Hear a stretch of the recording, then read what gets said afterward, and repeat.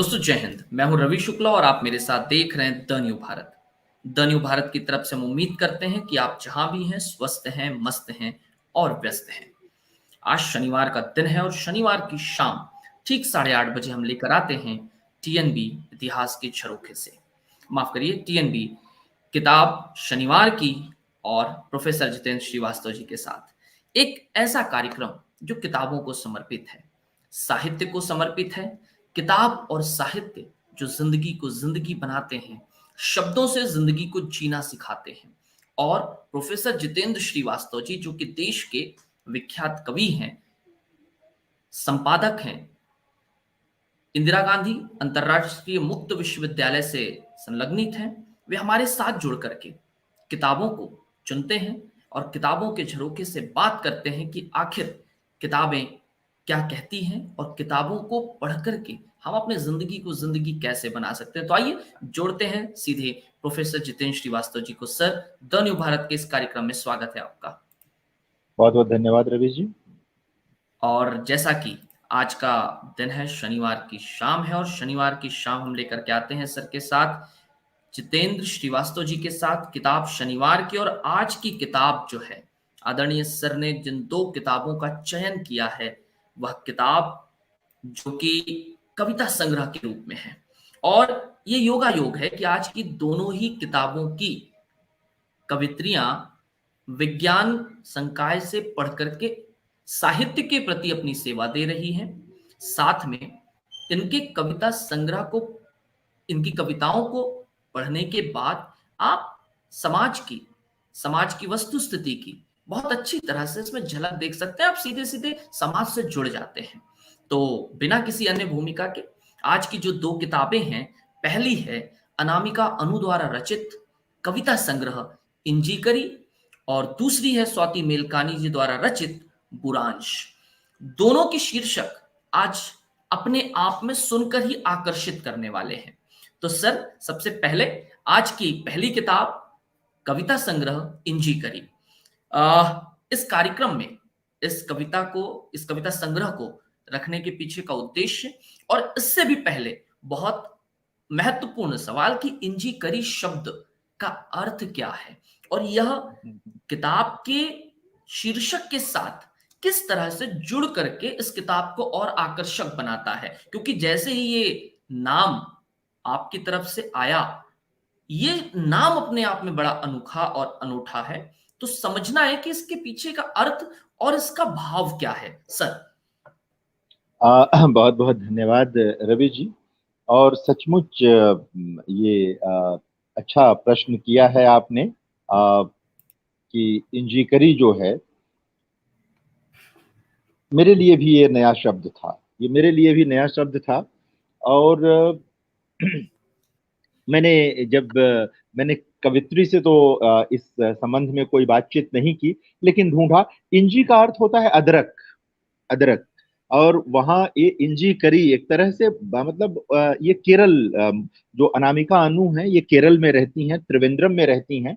अभी जब हम इनकी कविताओं की बातचीत करेंगे तो बहुत जी सारे पक्ष ऐसे आएंगे जो सही अर्थों में हम जिस भारतीयता की बात करते हैं, जिस विस्तार की हम्म बात करते हैं, जिस सामासिकता की बात करते हैं, तमाम तरह की जो पदावलियां हम लोग यूज किया करते हैं, इस्तेमाल किया करते हैं, वो इस संग्रह की विशेषता है। तो इंजी करी एक तरह के ओणम के अवसर पे संभवतः ये केरल में तैयार किया जाता है इसे। करी तो आप समझ रहे हैं, करी जैसे जी है, करी पत्ता। तो ये शब्द वहां से जरूर लिया है इन्होंने, लेकिन एक तरह से इसकी व्यंजना जो है वो बड़ी है। हम्म जैसे कि मान लीजिए कि ये तैयार हुआ, वैसे ही कह सकते हैं कि इस संग्रह में अनामिका अनु ने बहुत सारी ऐसी चीजें तैयार की हैं जो हम शायद जिसकी कल्पना नहीं करते हैं सामान्यतः हिंदी कविता में। इतने जी तरह के विषयों का सामंजस्य और तमाम चीजों को मिला करके तैयार करने का मामला है, वो आता है। तो इंजीकरी बेसिकली तो ये कह सकते हैं आपकी केरल से आकर के हिंदी में जुड़ा हुआ एक शब्द है जो जुड़ गया है और हमारी भाषा का विस्तार कर रहा है, उसके घनत्व को बढ़ा रहा है। इस संग्रह को मैंने इसलिए भी चुना रवि, जैसा मैं अभी कह जी। भी रहा था। अनामिका पिछले दिनों हिंदी में एक चर्चित कवित्री के रूप में, अनामिका अनु, एक वरिष्ठ कवित्री भी अनामिका है जिन्होंने इसकी भूमिका लिखी है। और जी। ये अनामिका अनु जो है युवा कवित्री के रूप में पिछले वर्षों में सामने आई, पत्र पत्रिकाओं में भी और सोशल मीडिया पर भी इनकी कविताएं आई। और निश्चित तौर हम्म। पर जो कविताओं का टटकापन था, विषय वस्तु के आधार पर, भाषा के आधार पर, अ, जो रचाव पूरी कविता का था, विन्यास जो कविता का था, उन सब ने लोगों का ध्यान आकृष्ट किया, मेरा भी किया। इन्हें बहुत प्रतिष्ठित जो हिंदी कविता का एक पुरस्कार है, भारत भूषण अग्रवाल पुरस्कार, युवा कवियों के लिए तो वो हिंदी में उससे बड़ा कोई पुरस्कार है नहीं। तो वह हम्म। पुरस्कार भी अनामिका अनु को मिला। निश्चित तौर पर इनकी ओर ध्यान जाना था। फिर यह संग्रह आया, और ये संग्रह करीब 1 महीने से अधिक समय से मेरे पास, बल्कि कह सकते हैं कि लगभग 2 महीने के आसपास से मेरे पास होगा। और मैं इसे पढ़ता रहा, देखता रहा, और महसूस करता रहा कि यह कवित्री स्टीरियोटाइप कविताएं नहीं लिखती है। यह कवित्री अ, विमर्श को अपना प्राणवायु नहीं बनाती है। इसकी कविताओं से विमर्श हम्म। प्राणवायु प्राप्त कर लें, वो एक अलग मसला है। वो एक अलग मसला है, एक अलग चीज है। लेकिन यह कवित्री प्राणवायु जो अर्जित करती है, वह जीवन से अर्जित करती है, प्रकृति से अर्जित करती है। और सबसे खूबसूरत बात यह है कि विज्ञान की शब्दावली कैसे साहित्य को आकर के ऊर्जस्वित करती है।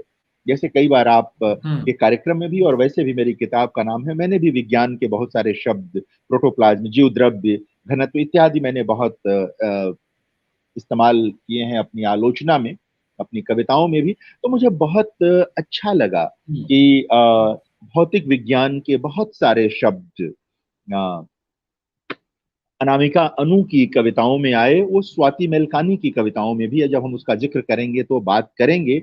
अ, अच्छा लगता है कि देखिए ना, विज्ञान, भौतिक, एक और कवि हैं देवेश पतसरिया, वो भी भौतिक हम्म। विज्ञान के मूल रूप से विद्यार्थी रहे, और अब आजकल अंतरिक्ष विज्ञान के लिए वो काम करते हैं, उसका अध्ययन करते हैं। तो ये बहुत अच्छा लगता है कि ये विज्ञान की पृष्ठभूमि से आए लोग और बहुत संश्लिष्ट कविताएं लिख रहे हैं, हम्म। जिनमें जीवन और तमाम चीजें बहुत गहराई से विन्यस्त हैं। अ, अनुभव, मतलब ये लोग युवा हैं, लेकिन जब इनका अनुभव देखिए, उसका नयापन देखिए, तो सचमुच चमत्कृत होने का मन करता है। अनामिका अनु की कुछ कविताएं जब मैं आपके सामने रखूंगा और आप देखेंगे उसे, तो पाएंगे।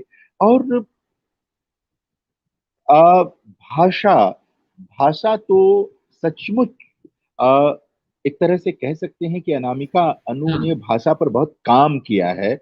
उनकी भाषा में रुमान तो है, रुमान को मैं एक आवश्यक चीज मानता हूं, हालांकि बहुत सारे लोग नहीं मानते। लेकिन सिर्फ रुमान नहीं है वहां, यथार्थ, हम्म। क्या बात है। मैंने जो कहा कि जीवन की जो संश्लिष्टता है, संबंधों की हम्म। जो संश्लिष्टता है, प्रेम की जी। जो संश्लिष्टता है, हाँ, इन ये सारी संश्लिष्टताएं वहां पर, भारतीयता की जो अपनी संश्लिष्टता है, वो सब यहाँ है। इसमें आपको नॉर्थ ईस्ट भी मिलेगा, केरल मिलेगा। मूल रूप से जहाँ की रहने वाली हैं अनामिका अनु, बिहार, मुजफ्फरपुर, वहां का भी मिलेगा। लीची शहर को लेकर उनकी एक कविता भी है इसमें। और बहुत सारी स्मृतियां हैं पिता को लेकर के। उनके इस संग्रह से ही पता चलता है कि उनके पिता भी क्वांटम फिजिक्स के प्रोफेसर थे, और असमय चले गए। वो कविताओं में ये दर्ज है, कविताओं में ये संकेत मिलते हैं। तो उनकी बहुत सारी सघन स्मृतियां हैं इस संग्रह में। और कहीं से नहीं लगता कि किसी एकदम, मतलब नए कवि की कविताएं हैं, यानी कि कच्चापन जिसे कहते हैं बड़े नकारात्मक अर्थ में लोग, वो कच्चापन यहाँ नहीं है। यहाँ अगर कोई कच्चापन है भी, तो वो साधना अवस्था वाला कच्चापन है। और जो साधना हम्म। अवस्था है, दरअसल वही सही अवस्था है। जो सिद्धावस्था हम्म। में पहुंच जाता है वो कुछ रच नहीं पाता। अच्छा वही रचता है जो साधना अवस्था में होता है, जो सक्रिय होता है। और जब तक आप सक्रिय होते हैं, आपका कच्चापन बना और बचा रहता है। जिस दिन आप पक जाते हैं, गिर जाते हैं, रुकते हम्म। नहीं हैं। तो कवि के भीतर एक कच्चापन हमेशा बना रहना चाहिए। वही उसे परिपक्वता की आकांक्षा होनी चाहिए, कच्चापन बना रहना चाहिए। ये जो तनाव है, इस तनाव में अच्छी कविताएं निकल करके आती हैं। और ये संग्रह इस अर्थ में एक अत्यंत शानदार संग्रह है, बहुत अच्छा संग्रह है। मतलब जिस भी अर्थ में कहूं, हर तरह से हम्म। ये संग्रह एक अच्छा संग्रह है। आदरणीय सर ने जिस तरह से बताया कि कवि के भीतर थोड़ा कच्चापन बहुत जरूरी है, और जिस तरह से शब्द प्रयोग किया सर आपने, कि जो उपमा दी है आपने, यदि पक जाए तो वो टूट कर गिर जाता है, सही रूप में ये बात समझ में आती है जब आप इंजी करी को पढ़ते हैं।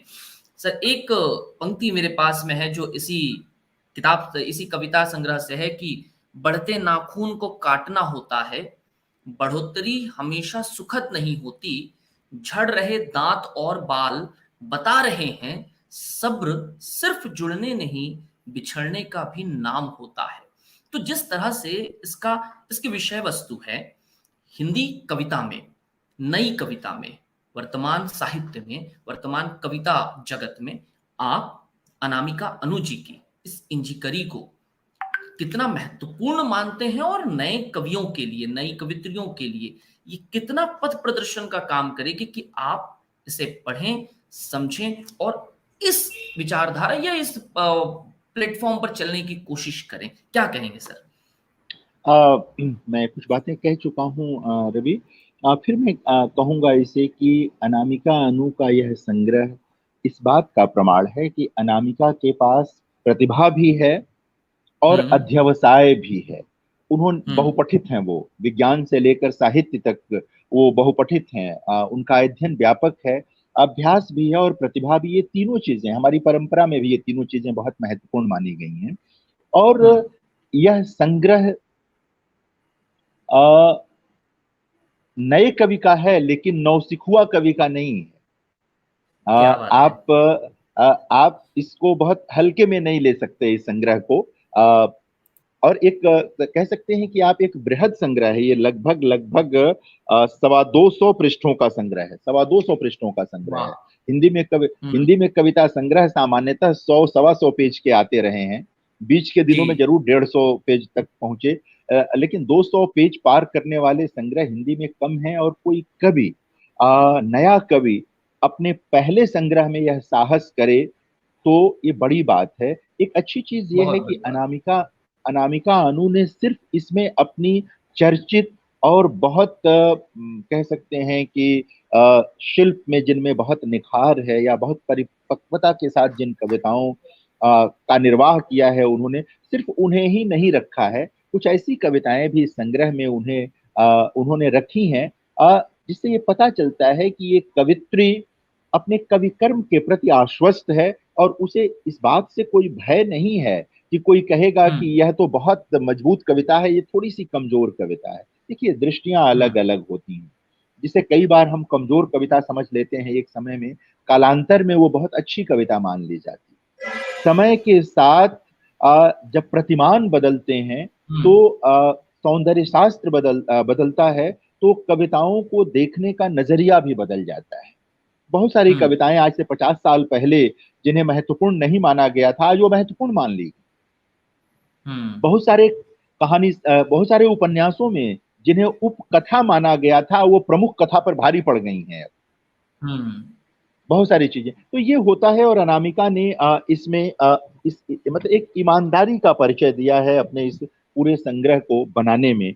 और किस तरह से इनकी भाषा में जो जिसे हम भारतीय संस्कृति कहेंगे, दरअसल क्या होता है जब हम भारतीय हम्म। संस्कृति कई बार कहते हैं तो हम जिस अंचल के होते हैं उस अंचल की चीज आती है, निश्चित तौर पर वो भी भारतीय संस्कृति का हिस्सा है, हम मान लेते हैं। अनामिका के वहां जी। संस्कृतियों की आवाजाही है, यानी भारतीय हम्म। संस्कृति में जो विविधता है, आ, उस विविधता को आप यहाँ देखेंगे, यानी केरल की संस्कृति, बिहार की संस्कृति और पूर्वोत्तर की संस्कृति, उनकी जो एक निरंतर आवाजाही है, जी।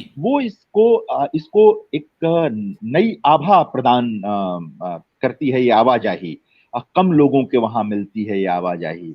और पूर्वोत्तर को लेकर भी जो कविताएं हैं वो किसी सैलानी की कविताएं नहीं हैं कि यात्रा करने गए कुछ याद रह गया।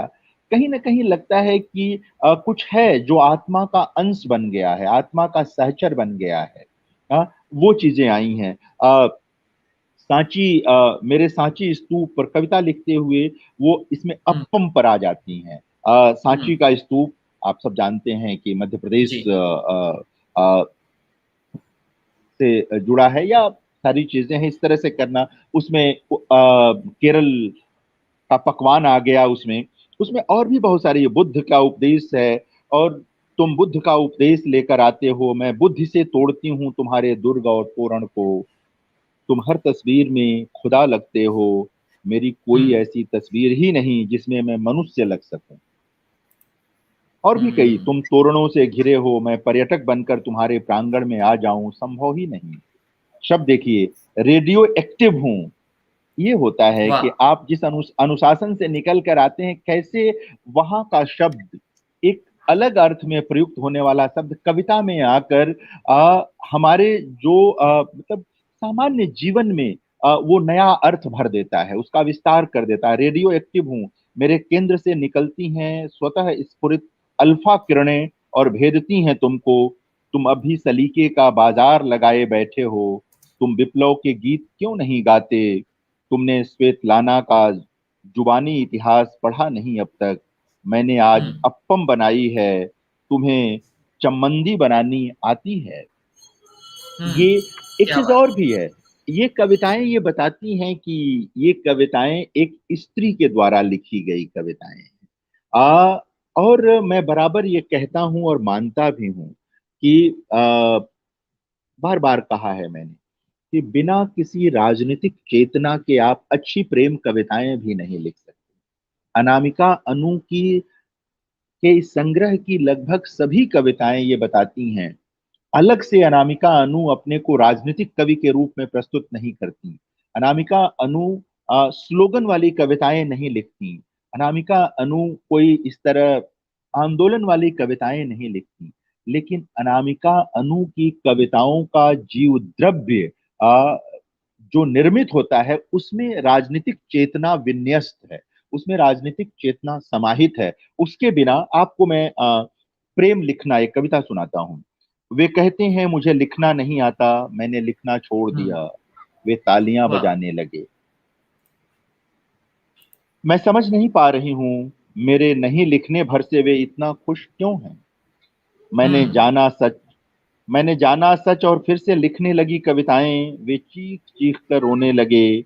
मेरे लिखने भर से कलेजा फटता है इनका, यह जानकर मैंने लिखना कभी नहीं छोड़ा। मैंने प्रेम किया एक खूबसूरत आदमी से, वे उसे चरित्रहीन कहने लगे। मैंने प्रेम करना छोड़ दिया, वे ठहाके लगाकर हंसे। मैंने पूछा, मेरे प्रेम न करने भर से तुम इतना खुश क्यों हो। वे बोले, तुम असुंदर प्रेम करती हो। मैं सच समझ गई फिर, मैंने प्रेम करना कभी नहीं छोड़ा। यह कविता सिर्फ इस तरह की कोई बात, इस तरह की कोई कविता सिर्फ रूमानी ख्यालों से नहीं बनती। हम्म। रूमान रूमान जब अग्रगामी होता है रवि, जी। रूमान जब अग्रगामी होता है तभी वो नई चेतना का निर्माण करता है, तभी वो क्रांति के लिए पृष्ठभूमि तैयार करता है, तभी वो बदलाव के लिए पृष्ठभूमि तैयार करता है। अनामिका अनु का रूमान अग्रगामी है। हाँ, वो हम्म। पीछे ले जाने वाला नहीं है, वो रीतिकाल की ओर मोड़ने वाला नहीं है, वो 21वीं शताब्दी का सहचर है, जहां पर एक लोकतांत्रिक समाज की आकांक्षा है, जहां बराबरी की आकांक्षा है, हम्म। जहां समतुल्य साहचर्य की आकांक्षा है। तो ये हम्म। बहुत अच्छा संग्रह है मेरे करीब, मेरे पास। और मुझे लगता है कि पुराने लोगों को तो पढ़ना ही चाहिए इस हम्म। संग्रह को। जो नए साथी हैं कविता की दुनिया में उनको भी पढ़ना चाहिए, और जो कविता प्रेमी हैं उनको तो अनिवार्य रूप से पढ़ना चाहिए। आ, इस इस संग्रह में बहुत सारी ऐसी चीजें हैं जिन्हें पढ़ते हुए जी। पाठकों को लगेगा कि उन्हीं की बात कह दी गई है, इतने सधे हुए शब्दों में, इतने शब्दों में। प्रभावशाली ढंग से, इतने तरल ढंग से कि वो आत्मा में उतर जाती है, आत्मा में उतर हम्म। जाती है। तो अनामिका को मैं इस संग्रह के लिए, इंजीकरी के लिए बहुत बधाई देता हूँ, और उम्मीद करता हूँ कि जब उनका नया संग्रह आएगा तो वह हम्म। इंजीकरी के विस्तार के रूप में आएगा, हिंदी कविता का विस्तार करता हुआ आएगा। क्या बात है। आज जब हम जी लोग सर। ये दूसरा संग्रह लेंगे, बुरांस। और दूसरे संग्रह के लिए सर ने आज चुना है बुरांश। बुरांश जो कि यदि मैं गलत नहीं हूं तो एक पुष्प है, एक फूल है जिसको हम पुष्प और फूल के रूप में जानते हैं। और हाँ, सर ने ये स्वाति मेलकानी जी की इस कविता संग्रह को आज चुना है। स्वाति मेलकानी जी जो कि पहाड़ों से आती हैं और उनकी प्रकाशित रचनाएं अलग अलग अखबार पत्रिकाओं में छपते रहती है। उत्तरा है, पाखी है, हंस है, नया ज्ञानोदय है, वामर्थ है, समकालीन भारतीय साहित्य है। और जिस तरह से वे हिंदी के प्रति अपनी सेवा दे रही है, आज के इस कार्यक्रम में स्वाति मेलकानी जी की बुरांश इस कविता संग्रह पर। और एक अच्छी चीज, जैसा शुरुआत में हमने कहा था कि ये भी विज्ञान संकाय से आकर के भौतिक शास्त्र, शिक्षा शास्त्र में एमएड और नेट हैं, और साथ में शिक्षा क्षेत्र में ही काम कर रही हैं। सर, इस किताब के बारे में क्या कहेंगे? आ, इस किताब के बारे में सबसे पहले तो ये कि बुरांस मेरा बहुत प्रिय फूल है। मैंने भी अपनी जीविका का आरंभ अविभाजित उत्तर प्रदेश के पहाड़ों से किया था, जो अब उत्तराखंड है, जहाँ की स्वाति रहने वाली हैं। वहीं जी। इन्होंने नैनीताल में पढ़ाई लिखाई की, भौतिक शास्त्र में एमएससी किया है इन्होंने। और स्वाति की कविताओं से मैं उनके बिल्कुल आरंभिक दौर से परिचित हूँ। और हम्म। मुझे ये अवसर मिला कि मैं उस जूरी का मेंबर था भारतीय ज्ञानपीठ के नवलेखन पुरस्कार का, जब इनकी पहली किताब वहां स्वीकृत हुई थी, आज से लगभग 10 साल पहले, जब मैं जिंदा होती हूँ। और उसका जो टटकापन था, मैं जिंदा होती हूँ, पांडुलिपि की कविताओं का जो बाद में संग्रह के रूप में उसने मुझे, और उस समय जूरी के जो अन्य मेंबरान थे, अगर मैं नहीं भूलता हूँ तो प्रोफेसर नामोर सिंह भी थे उसमें, और कई हम्म। लोग थे उसमें, उस जूरी में 4-5 लोग थे। रविंद्र कालिया जी तो थे ही ज्ञानपीठ में उन दिनों। तो हम सबको बहुत प्रभावित किया था स्वाति मेलकानी की उस पांडुलिपि ने, उन कविताओं ने। और उसके बाद भी पत्र पत्रिकाओं में स्वाति की जो कविताएं छपती रहीं, उन पर मेरी निगाह रहती रही है, मैं उन्हें पढ़ता रहा हूँ।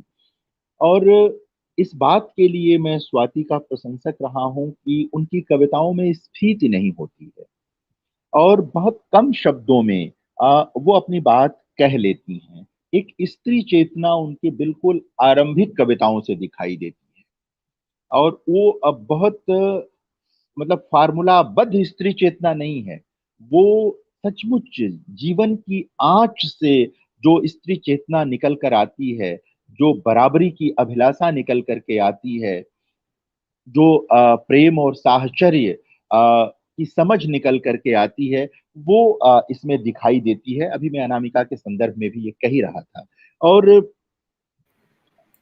मैं उदाहरण के तौर पर आपको एक कविता सुनाऊं, अगर स्वागत स्वाति सर। की कुछ पंक्तियां सुनाऊं आपको, कि कभी कभी जी। मैं चाहती हूं तुमसे घृणा करना, घृणा इसलिए नहीं कि तुम मुझसे प्रेम नहीं करते, घृणा इसलिए कि दुनिया के समक्ष असहाय हो जाता है तुम्हारा प्रेम। जब तुम्हारे प्रेम को मेरे सत्य के लिए वज्र बनकर जूझना होता है तो वह मिमियाने लगता है। अपनी इस याचना को तुम मुझसे कुछ अधिक महान हो पाने की अपेक्षा का नाम देते हो। मैं चाहती हूं तुमसे घृणा करना, क्योंकि तुम्हारा प्रेम चंद स्वार्थों के वशीभूत होकर घुटने टेक देता है। तुम्हारा प्रेम बंटा है टुकड़ों में, और खंडित प्रेम में भागीदारी अस्वीकार है मुझे। यह एक नई स्त्री की कविता है। ये हम्म। देखिए, और इसके लिए किसी अलग मतलब अलग ढंग के किसी विमर्श की जरूरत, ये सीधे जो जीवन की समझ है, जो स्त्री अधिकारों की समझ है, ये उससे निकल करके कविता आती है, अपनी आत्मा का विस्तार करती है, और जो पाठक हैं उनकी आत्मा का भी हम्म। विस्तार करती है। और भी बहुत सारी चीजें हैं। एक सुरक्षा घेरे के बीच तुम्हारे प्रेम पास में बंधे रहने से घुटती हैं मेरी सांसें, और तुमसे बाहर दिखते दुख मुझे आकर्षक लगने लगते हैं। प्रेम और भीरुता के दो छोरों के बीच लटकते तुम किसी भी स्वर्ग में नहीं पहुंचते। तुम्हारी दयनीय स्थिति एक बार फिर मुझे करुण होने पर विवश करती है। एक बार फिर मैं तुम पर क्रोध के बजाय दया करने लगती हूँ। एक बार फिर मैं तुम्हारे ढहते प्रेम को सहारा देती हूँ। एक बार फिर मैं तुम्हारी अपेक्षाओं पर खरी उतरती। यह जो क्या बात। जटिलता है, जो चीजें हैं, वो हम्म। सब कुछ इसमें दिखाई देता है, इस कविता में दिखाई देता है। इस पूरे संग्रह की एक तरह से विशेषता है। छोटी छोटी कविताएं भी हैं, और तमाम ऐसी चीजें हैं जो मतलब सीधे मर्म को छूती हैं। अ, मुश्किल कविता है। सामूहिक बलात्कार की शिकार हुई 7 साल की आसिफा की मौत के बाद, हम्म। ऐसी चीजों पर कविताएं हैं। तमाम ऐसे विषयों पर कविताएं हैं जिधर दृष्टि नहीं जाती। आ, सामान्यतः लोग बहुत चली हुई चीजों पर कविताएं लिखते हैं, ये मैंने देखा। एसिड जी। अटैक पर कविता है इस संग्रह में।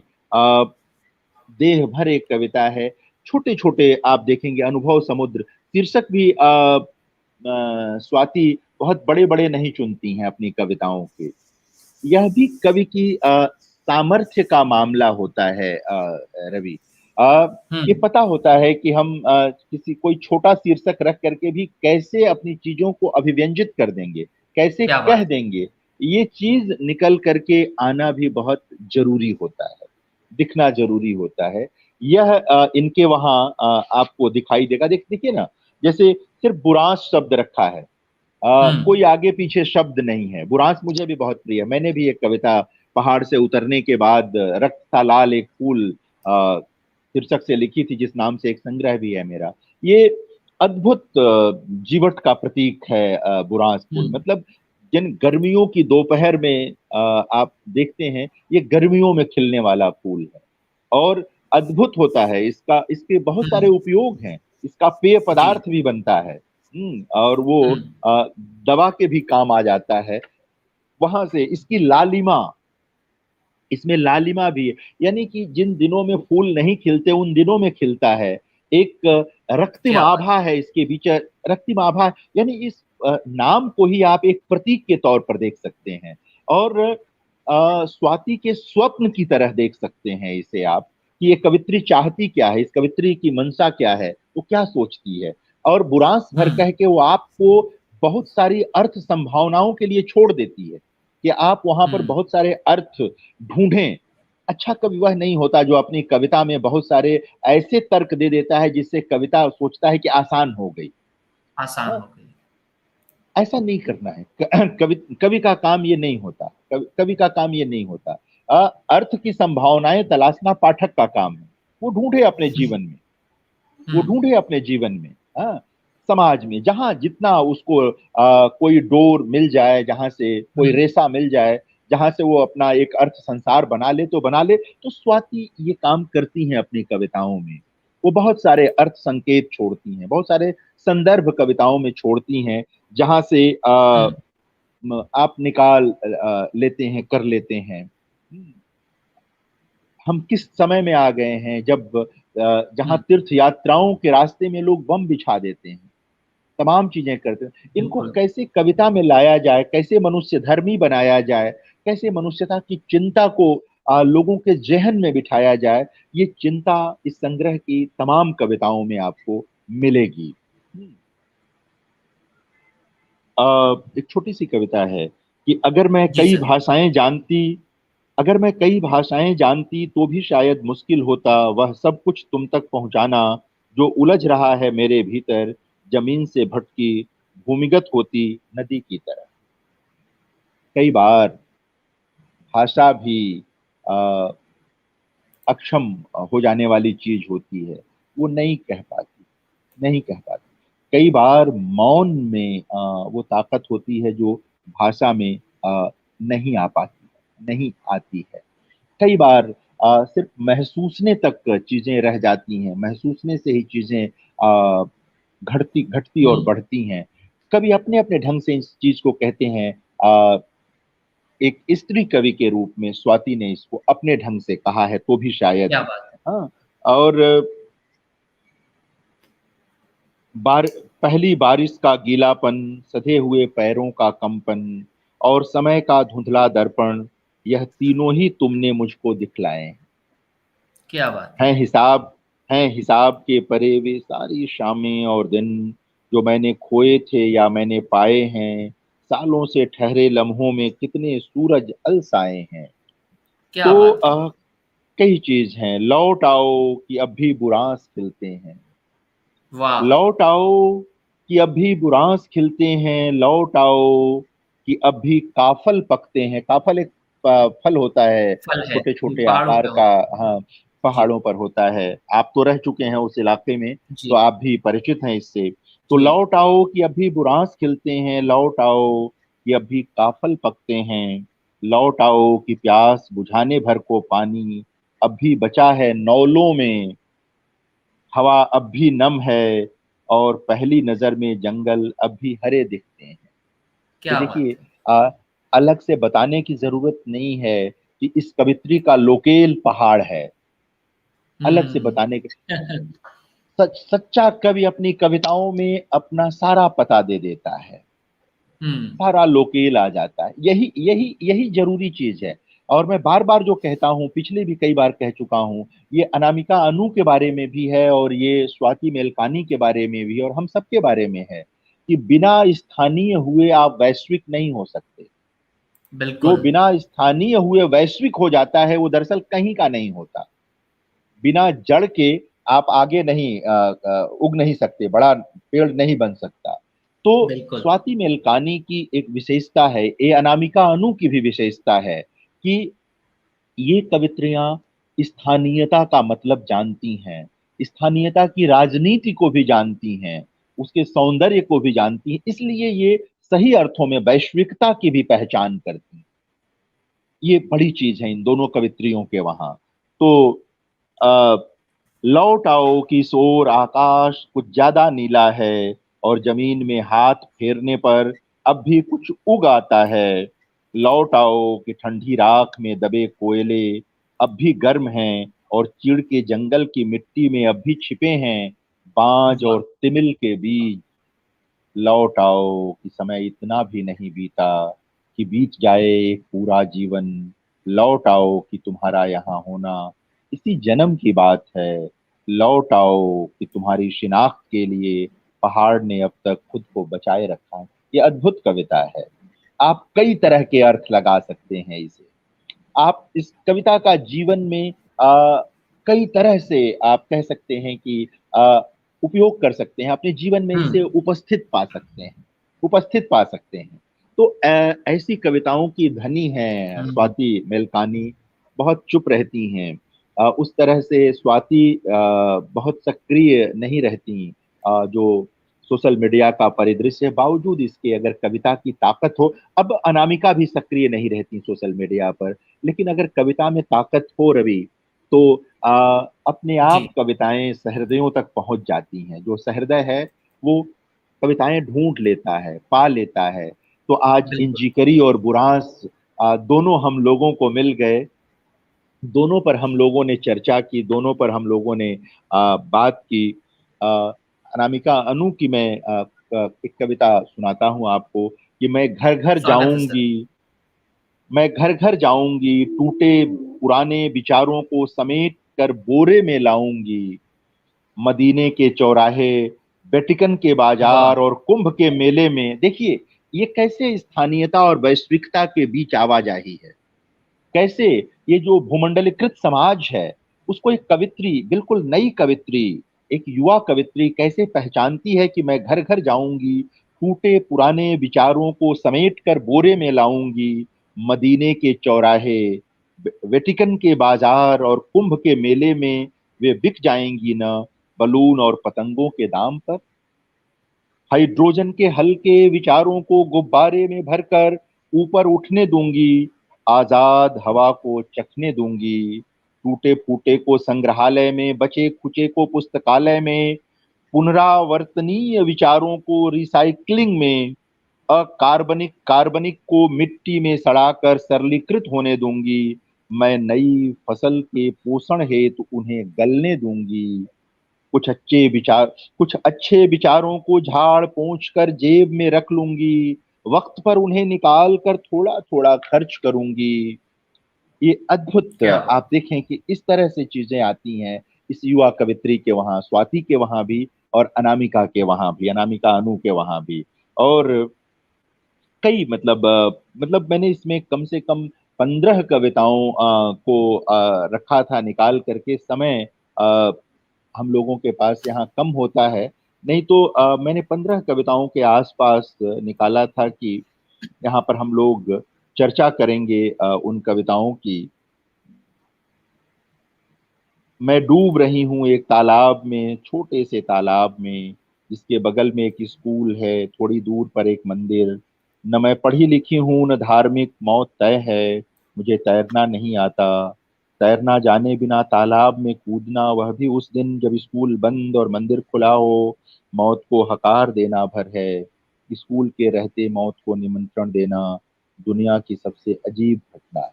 इस तरह की बहुत सी कविताएं हैं यहाँ पर हैं, जिसमें एक सचेत युवा कवित्री आपको मिलती है इंजीकरी में भी और बुरांस हम्म। में भी। ये क्या बात। वे कविताएं नहीं हैं जो किसी क्षणिक आनंद के लिए लिखी गईं और कहीं मंच हम्म। पर गा बजा दी गईं, मंच पर गा बजा दी गईं। ये कविताएं ऐसी हैं कि आप इन्हें पढ़ेंगे तो देर तक आपके साथ रहेंगी। ये आपकी अपनी चेतना का विन्यास भी बदलेंगी। ये हम्म। कविताओं में तो बदला ही है, पाठक की चेतना का भी विन्यास बदलता है। अच्छी कविताएं हम्म। अच्छे मनुष्य को और मनुष्यतर बनाती हैं, उसे और कह सकते हैं कि आ, परिपक्व करती हैं, अधिक संवेदनशील बनाती हैं। तो इन दोनों कवित्रियों को, अनामिका अनु को, स्वाति मेलकानी को मेरी बहुत सारी शुभकामनाएं कि इसी तरह वे दोनों, चूंकि विज्ञान की विद्यार्थी हैं उसी भाषा में, कि इसी तरह ये हिंदी कविता के घनत्व को बढ़ाएं, उसके आयतन का विस्तार करें, उसकी परिधि का विस्तार करें। बहुत सारी शुभकामनाएं, बहुत सारी बधाई। आदरणीय ये प्रोफेसर। एक जी सर। ये संग्रह जो है एक वाणी प्रकाशन से प्रकाशित है, इंजीकरी, और बुरांस जो है वो भारतीय ज्ञानपीठ से प्रकाशित। बहुत शुक्रिया सर जानकारी के लिए।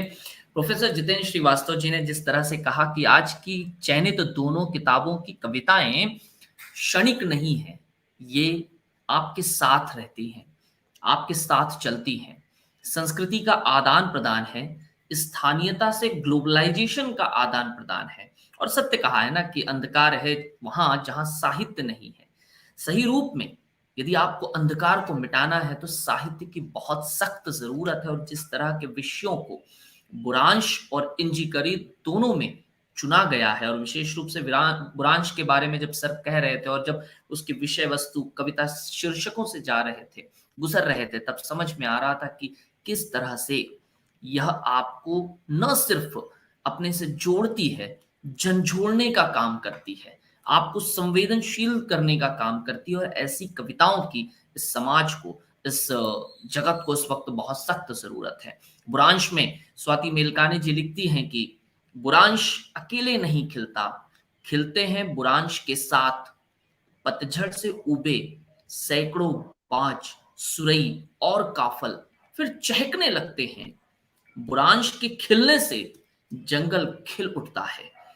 तो आज की इन दोनों ही पुस्तकों के लिए और कविता संग्रह के माध्यम से दर्शकों तक के पहुंचाने के लिए कि आप इसे क्यों पढ़ें, स्वाति मेलकानी जी और अनामिका अनु जी, आप दोनों को प्रोफेसर जितेंद्र श्रीवास्तव जी की तरफ से इस कविता संग्रह पर चर्चा के लिए बहुत शुक्रिया। और आदरणीय सर, आपका विशेष रूप से आभार।